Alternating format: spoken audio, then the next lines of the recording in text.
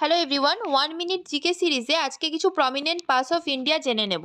Karakoram pass কোথায় অবস্থিত? Jammu and কাশ্মীরে। জজিল্লা পাস কোথায়? জম্মু অ্যান্ড কাশ্মীর। পীরপাঞ্জাল পাসও জম্মু কাশ্মীরে আছে। বানিহাল পাস আছে Jammu Kashmir. বুর্জিল pass Jammu Kashmir.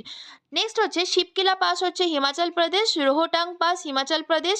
Baralacha pass Himachal Pradesh. Important হচ্ছে লিপু লেক পাস উত্তরাখণ্ডে অবস্থিত। মানা পাস উত্তরাখণ্ড। নীতি পাস উত্তরাখণ্ড।